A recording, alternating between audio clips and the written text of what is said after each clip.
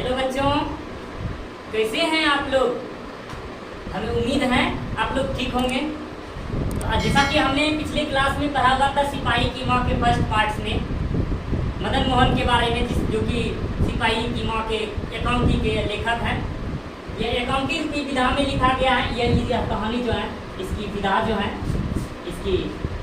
है, यह एकांकी स्वरूप में है, जैसे कि हमने पढ़ा था। आज उसी के दूसरे पार्ट के बारे में पढ़ेंगे, सिपाही की माँ। इस कहानी में हम लोग क्या क्या कहानी में घटित हुई, ऐसी क्यों कहानी सिपाही की माँ शीर्षक रखा गया है, इस कहानी को क्यों रखा गया है, इसलिए तो इसमें कहानी में जो है घटित घटनाओं के बारे में हम लोग पढ़ेंगे। सिपाही की माँ शीर्षक क्यों रखा गया और इस कहानी का रहस्य क्या है, उनके बारे में हम लोग पहले जानेंगे। सबसे पहले जैसे कि नाटक में होता है, ठीक उसी प्रकार से मैं आपको बताऊंगा, मैं आप सबको समझाने का प्रयास करूंगा। हमें विश्वास है आप सब लोग अच्छे तरीके से इस नाटक को रोचकमय तरीके से, आनंदमय तरीके से, इंटरेस्ट को लगा करके आप पढ़ने की कोशिश करेंगे और अच्छे तरीके से समझकर आप इसकी तैयारी कर पाएंगे। और जो है, जैसे कि नाटक में सबसे पहले किसी भी कहानी, किसी भी पर्दा उठने से पहले सभी पात्र एवं पात्राओं का परिचय दिया जाता है। ठीक उसी प्रकार से अभी मान लिया जाए एक डायरेक्टर के स्वरूप में मैं आप सबके बीच एक्टर और सभी एक्टर की भाषाओं में आपसे मतलब आपको समझाने का प्रयास करूंगा एक डायरेक्टर के स्वरूप में। तो मैं आप सबको लेखा यहाँ आप लोगों को पात्र परिचय में करा दूं तो सबसे पहले बिस्नी मानव की एक बूढ़ी माँ है, जो कि अपने इकलौते बेटे से बहुत ज्यादा प्यार करती है, बहुत ज्यादा प्यार करते। इकलौता बेटा, आंखों का तारा है, इकलौता बेटा है, जो कि विश्व युद्ध में द्वितीय विश्व युद्ध में उन्होंने अपने बेटे को बर्मा लड़ने के लिए भेज दिया है, बर्मा के बॉर्डर पर लड़ने के लिए भेज दिया। किस प्रकार उसका हाल होता है इस कहानी में हम लोग जानेंगे। तो इस कहानी में मानव की माँ है बिस्नी, जो कि बूढ़ी है। उसके बाद आता है दूसरे पात्र मुन्नी, मानव की एकलौती बहन और एकलौती बहन का एकलौता भाई मानव, जो कि विवाह उपयुक्त हैं बढ़ते हुए उम्र के साथ। इसकी उम्र शादी करने योग्य हो गई है और अब तक अपने भाई के इंतजार करते करते करते दिन रात राह तकती रहती है। यह एक दुखियारी बहन है, जो कि भाई के इंतजार करते करते हर दिन सुबह शाम यह अपने भाई का इंतजार करती रहती है।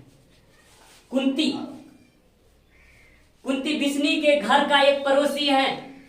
कुंती बिस्नी के घर का एक पड़ोसी है, जो कि बर्मा में की लड़ाई में युद्ध हुए और उसकी कुछ न्यूज़ों के बारे में, अन्य कुछ समाचारों के बारे में, गांव में चल रहे हलचल के बारे में बिस्नी मुन्नी को यह खबर करते हैं, इन सभी चीजों के बारे में वह उसको बताती रहती है।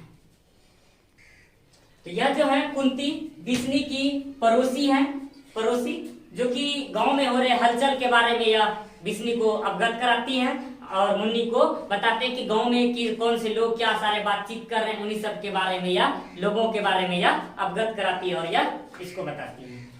और दीनू एक कुम्हार है, जो कि चलते फिरते हड्डियों का एक ढांचा है, बिल्कुल पतलू की तरह चलते फिरते ढांचा है। जैसे कि ये दीनू एक कुम्हार है, जो कि हड्डियों का चलता फिरता एक ढांचा है और उसके सिर के और दाढ़ी के बाल आधे पके हुए। उसका जो सिर है ना, सिर का बाल और ये दाढ़ी का बाल जो है ना, इस सिर और दाढ़ी का बाल दोनों आधा पका हुआ है, कच्चा नहीं, आधा पका हुआ है। और हाथ इसका जो है ना हमेशा यह मिट्टी से, मतलब ये कुम्हार है तो इसका जो पेशा है, यह पेशा में यह अपना घड़ा बनाता है, ये मिट्टी से सना हुआ रहता है यह।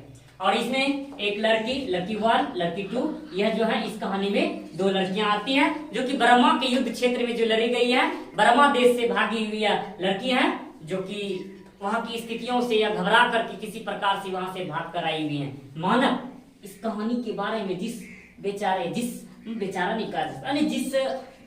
बच्चे के बारे में बात किया जा रहा है, जिसके लिए माँ व्याकुल हो उठी है, जिसके लिए बहनें इंतजार करती रहती हैं दिन रात, जिसके लिए माएँ चारपाई के पासी पर, चारपाई के पौवे पर बैठ करके जो है ना सिर रख करके इंतजार करती हैं, दिया जला करके दिया बुझने नहीं देती हैं। वह मानव के इंतजार में दिन रात वह आस लगाए हुए रहती हैं। यह कहानी का प्रमुख पात्र है, एकलौता बेटा है, एक माँ फिर भी उसको बॉर्डर पर बर्मा की लड़ाई में, विश्व युद्ध में लड़ने के लिए भेज देता है। इस कहानी का प्रमुख नायक, तो बच्चों इससे हमें ये जानकारी हुई, आपके क्लास में, आपके बोर्ड में यह प्रश्न बार बार पूछा जाता है कि सिपाही की माँ कहानी के लेखक कौन थे। तो यहाँ हम लोग बात करेंगे मानक। मानक सिपाही की माँ कहानी के प्रमुख पात्र थे, अर्थात नायक थे, जिसके इर्द गिर्द पूरी कहानी घूमती रहती है, जिसके इर्द गिर्द। तो सबसे पहले हम सब लोग जान लें कि नायक कहते किसको है। नायक, वाह, नायक वो होते हैं बच्चों जिसके अंतर्गत, यानी जो यूं कहा जाए कि पूरे कहानी का एक केंद्र बिंदु होता है वो नायक। पूरे कहानी का एक केंद्र बिंदु होता है नायक, जिसके अंतर्गत पूरी कहानी घूमते रहती है, जैसे पृथ्वी हमारे चारों तरफ चक्कर लगाती रहती है। ठीक उसी प्रकार से कोई भी कहानी जो होती है एक नायक के अंतर्गत, एक नायक के इर्द गिर्द ही घूमती रहते हैं। इसलिए पूरे कहानी में मानक की बात होती है, इसलिए मानक इस कहानी के नायक होते हैं। सिपाही, जो कि सिपाही एक सैनिक होते हैं जो कि सेना में युद्ध करने के लिए युद्ध रहता है, और सेना को ही मतलब सेना जो कि अपने देश की रक्षा के लिए किसी भी सेना में है उसको हम लोग सिपाही कहते हैं। तो इस कहानी के हम लोग बारे में बात करेंगे, इस कहानी इस नाटक में तो देखेंगे। तो कहते हैं यह प्रस्तुत एकांकी जो है मोहन राकेश द्वारा लिखा गया पुस्तक अंडे के छिलके तथा अन्य कहानियों से लिया गया, अन्य एकांकियों से लिया गया है। एकांकी जैसा नाम है वैसे ही पूर्ण रूप से अस्पष्ट है। यह एकांकी जो है जैसा नाम है वैसे ही स्पष्ट रूप से यह है। जैसा कहा कि एकांकी जैसा नाम है वैसा ही स्पष्ट रूप से है। एक अंक की बहुत ही छोटी सी रचना है जिसकी तुलना पराया कहानी से की जाती है। कहते हैं यह जो है एक अंक की छोटी सी रचना होती है एकांकी, लेकिन उसकी तुलना जो है बिल्कुल एक कहानी से किया जाता है, बिल्कुल एक कहानी से किया जाता है। मोहन राकेश के इस मार्मिक रचनाओं में निम्न मध्यम वर्ग की एक ऐसी माँ बेटी की कथा वस्तु प्रस्तुत है। यह कहानी में एक ऐसी माँ बेटी की कथा वस्तु प्रस्तुत है। यहाँ जो घटना है मध्यम वर्ग परिवार की माँ बेटी की एक कथा वस्तु है, माँ बेटी की एक कथा वस्तु है। ऐसी कथा वस्तु है जिनके घर का एकलौता लड़का सिपाही के रूप में द्वितीय विश्व युद्ध के मोर्चे पर बर्मा में लड़ने के लिए चला गया है। बर्मा, ये बर्मा कहानी में बर्मा शब्द आता है, इसको हम लोग शुद्ध भाषा में इसको बर्मा कहते हैं, जो कि म्यांमार का स्वरूप है। तो यह बर्मा जो है द्वितीय विश्व युद्ध में लड़ाई के लिए जाता है, युद्ध के मोर्चे पर। वह अपनी माँ का एकलौता बेटा है। मानक अपनी माँ का, अपनी प्यारी माँ का आंखों का तारा है, नैनों के पलक हैं, फिर भी वह युद्ध पर लड़ने जाता है। कहता है जब कर्म की बात आती है ना तो सारे रिश्ते नाते सभी छूट जाते हैं। रिश्ते नातों से बढ़कर होता है मनुष्यों का कर्म, इसलिए मनुष्यों को अपने कर्म पर ध्यान देना चाहिए, ना कि रिश्तों पर। रिश्ते भी होते हैं, कहते हैं जिस कर्म को करते करते करते अगर रिश्ता भूल जाए तो वह कर्म किस काम की। कहता है कि कर्म करते करते अगर रिश्ते भूल जाए तो वह कर्म किस काम की, और कर्म के फल में कोई अपना साथ ना हो तो वह नाम किस काम की, वह शोहरत किस काम की। इसलिए कर्म के साथ साथ मनुष्यों को अपने परिवार के ऊपर भी ध्यान देना चाहिए, अपने परिवार के साथ मिलजुल कर रहना चाहिए। तो उसी प्रकार से मानक जो है द्वितीय विश्व युद्ध में लड़ने के लिए गया हुआ है, और वह अपनी माँ का इकलौता बेटा और विवाह के लिए तैयार अपनी बहन का इकलौता भाई है। अर्थात उसकी बहन जो थी शादी के लिए तैयार थी और वह उसका इकलौता भाई था, और उसी के घर पर पूरे घर पर आशा टिकी हुई थी। माँ इंतजार कर रही थी मानक विश्व युद्ध से आएगा तब बिस्नी मुन्नी की शादी करा देगा। तो इसी इंतजार में वह माँ बेटी इंतजार करते करते करते थक गई है। वह लड़ाई के मोर्चे से कमाकर लौटे तो बहन के हाथ पीले हो सके, अर्थात वह जो है आएगा लौट करके तो बहन की शादी करा दी जा सकती है। तो ऐसे ही उस प्रकार से कहानी होती है। माँ एक देहाती भोली भाली स्त्री है। इसमें जो है बिस्नी माँ एक भोली भाली बिल्कुल एकदम देहाती माँ, और वह यह भी नहीं जानती कि बर्मा उसके गांव से कितनी दूर है। माँ जो है एक बहुत बिल्कुल भोली भाली सी माँ है, उसे ये भी पता नहीं है कि उसके गांव से बर्मा कितना दूर है, उसके गांव से बर्मा जो था ना, बर्मा देश, वह कितनी दूर है, और लड़ाई कैसी है और किसके लिए हो रही है, लड़ाई कैसी है और किसके लिए हो रही है। उसका अंजाम ऐसा भी हो सकता है कि सब कुछ खत्म हो जाए, या तक उसे ये भी पता नहीं है। अंजाम ऐसा भी हो सकता है कि सब कुछ खत्म हो जाए, वह ऐसा सोच भी नहीं सकती, वह ऐसा बिल्कुल सोच भी नहीं सकती है। माँ और छाया की तरह उससे लगी बेटी के भीतर की वह आशा जो बेटे से जुड़ी हुई है, उनके रूप रंग ग्रहण करती है। कहते माँ और छाया की तरह उससे लगी बेटी के भीतर वह आशा जो बेटे के साथ जुड़ी हुई है, उसके अनेक सारे रूप और रंग ग्रहण करती है, अनेक सारे रूप और रंग ग्रहण करती है। उसकी संपूर्ण नाटकीयता, इसके संपूर्ण नाटकीयता और रंग संभावनाओं के लेखक ने, इसकी जो संपूर्ण नाटकीयता और रंग संभावनाओं के का जो लेखक ने सदे हाथों से उद्घाटन किया, बहुत ही मतलब कसे हाथों से इसका उद्घाटन किया है कि रचनाओं के अंत में एक अपार विषाद मन की अस्थायी प्रभाव छोड़ जाता है। आज पर जो ना इसका विषाद या तो इस कहानी के अंत में जो है बहुत ही एक गहरा विषाद मन पर छोड़ जाता है, बहुत ही गहरा विषाद मन पर छोड़ जाता है। कहानी कुछ ऐसी घटित हो जाती है जो कि इस कहानी में बहुत ही ज्यादा विषाद, मतलब बहुत ही ज्यादा घटित घटनाएं हो जाती है।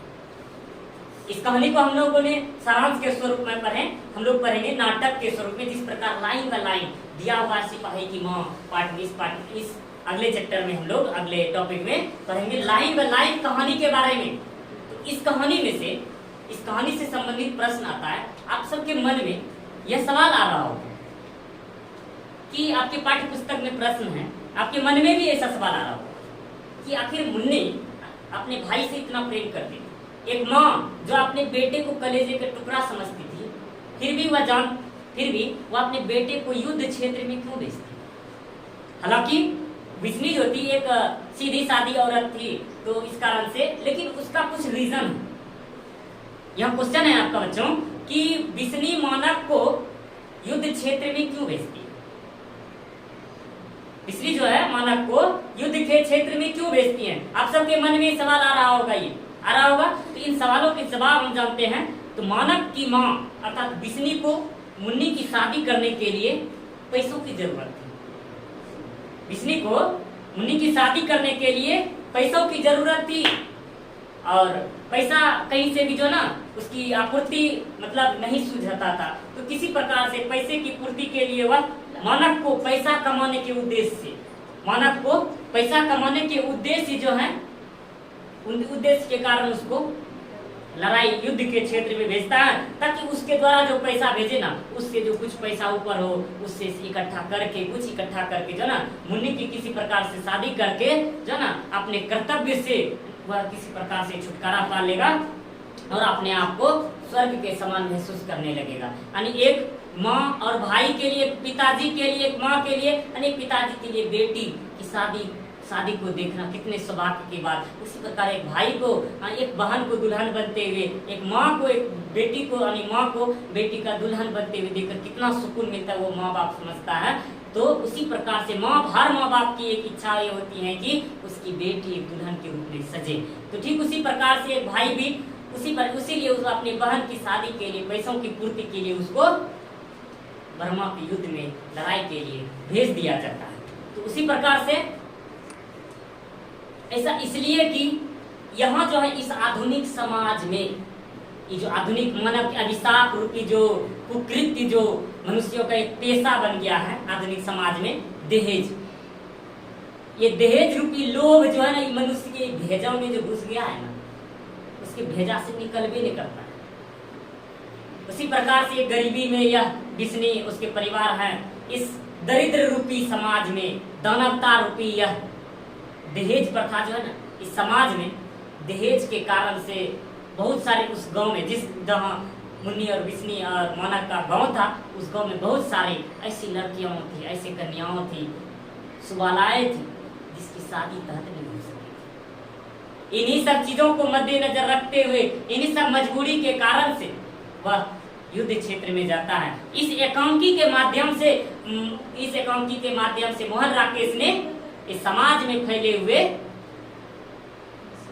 दहेज प्रथा और इस विवाह रूपी परंपरा के कुठारता घात रूपी दहेज की मांग जो है, इसी के बारे में उजागर किया हुआ है। इसीलिए मुन्नी और उसके माँ यानी बिस्नी ने मानव को युद्ध क्षेत्र में कमाने के लिए भेजा था। तो इसमें से और दूसरा प्रश्न आता है कि बिस्नी और मुन्नी को किसकी प्रतीक्षा है? मानव की तो डायरेक्ट प्रतीक्षा नहीं कर सकता है, यानी बिस्नी और मुन्नी को किसकी प्रतीक्षा है?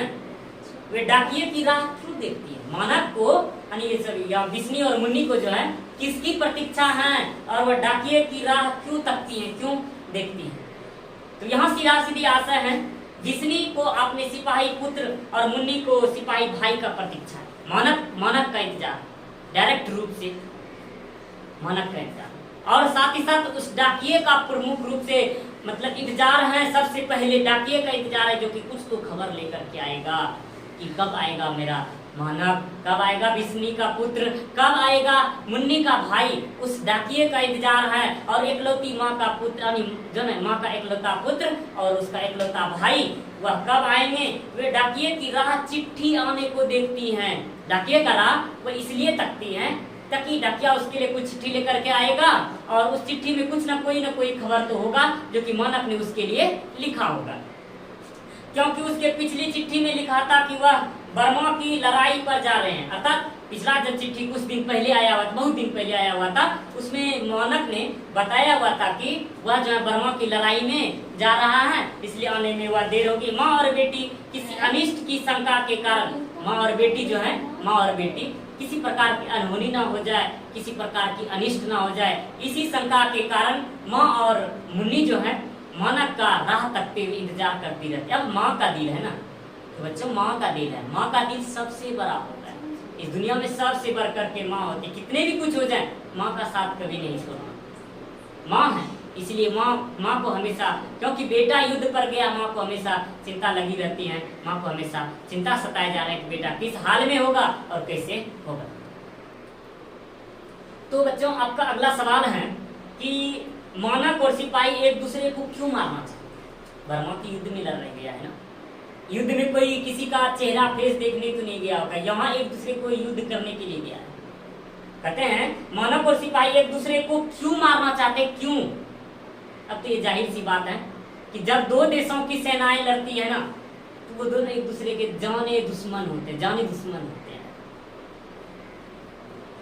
तो ठीक उसी प्रकार से मानव जो है भारत की ओर से अंग्रेजों के लिए विश्व युद्ध लड़ने गए हैं। मानव भारत की ओर से अंग्रेजों के साथ लड़ने गया है और दूसरी ओर पक्ष जापानी। सबसे पहले द्वितीय विश्व युद्ध जो हुआ था ना, द्वितीय विश्व युद्ध जब हुआ था, एक ओर जापान था, एक ओर जापान और दूसरी पक्ष इधर अमेरिका,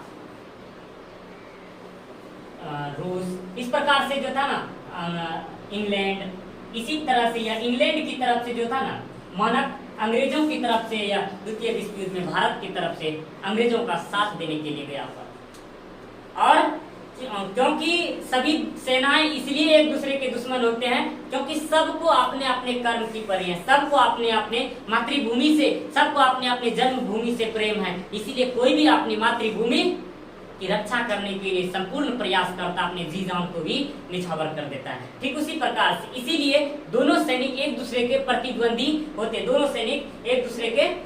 होते, तो आप सबके मन में जो ये शंका चल रहा था कि सेनाएं दोनों एक तरह से मनुष्य ही होते हैं, तो फिर एक दूसरे के जाने दुश्मन क्यों होते हैं? तो इससे आप सब लोगों का शक दूर हो जाना चाहिए, क्वेश्चन डाउट दूर हो जाना चाहिए। एक दूसरे का दुश्मन इसलिए होते हैं कि दोनों अपने अपने कर्म पथ पर होते हैं, दोनों अपने अपने कर्म पथ पर होते हैं, दोनों अपने अपने कर्म के लिए लड़ते हैं, दोनों अपने जग जननी मातृभूमि के लिए लड़ते हैं। इसीलिए कर्म में एक दूसरे के प्रतिद्वंदी होते हैं और मानव और सिपाही एक दूसरे को दुश्मन समझते हैं, इसीलिए एक दूसरे को मारना चाहते हैं। इसी वजह से अपने कर्म की वजह से मानव और सिपाही एक दूसरे को अपने प्रतिद्वंदी, अपने दुश्मन समझते हैं, इसीलिए एक दूसरे को वह मारना चाहते हैं। तो बच्चों, हमें उम्मीद है आप सब लोगों को यह प्रश्न पूर्णतः समझ में आ गया होगा कि मानव और सिपाही एक दूसरे को क्यों मारना चाहते हैं। मानव और सिपाही एक दूसरे को इसलिए मारना चाहते हैं, फिर से मैं एक बार रिपीट कर दूं, मानव और सिपाही एक दूसरे को इसलिए मारना चाहते हैं कि युद्ध क्षेत्र में खड़े हर एक सैनिक एक दूसरे के प्रतिद्वंदी होते हैं। जिस प्रकार मानव भारत की ओर से अंग्रेजों का साथ देने के लिए द्वितीय विश्व युद्ध में लड़ने गए हुए थे और अपने अपने कर्म क्षेत्र के कारण से दोनों एक दूसरे के प्रतिद्वंदी होते हैं और इसलिए दोनों एक दूसरे को मारना चाहते हैं। इसलिए मानव और सिपाही एक दूसरे को मारना चाहते हैं। तो अगला क्वेश्चन है आपका। तो इस तरह से हमने कहानी में इस पाठ में हम लोगों ने मानव बिस्नी यानी इस नाटक के बारे में, इस एकांकी के बारे में हमने अच्छे तरीके से समझा। हमें उम्मीद है आप सब लोगों को अच्छा लगा और इस कहानी में जो प्रश्न बताए वह सब आपके टॉप ऑफ यानी बोर्ड एग्जाम में आने वाले सबसे महत्वपूर्ण प्रश्न है, इसलिए आप सब लोग इसको अच्छे तरीके से आप तैयारी कर सकेंगे। आज की क्लास में हम लोग इतना ही, फिर अगले क्लास में मिलेंगे इसी के एक अगले टॉपिक की ओर। जय हिंद, तब तक के लिए जय हिंद, जय भारत।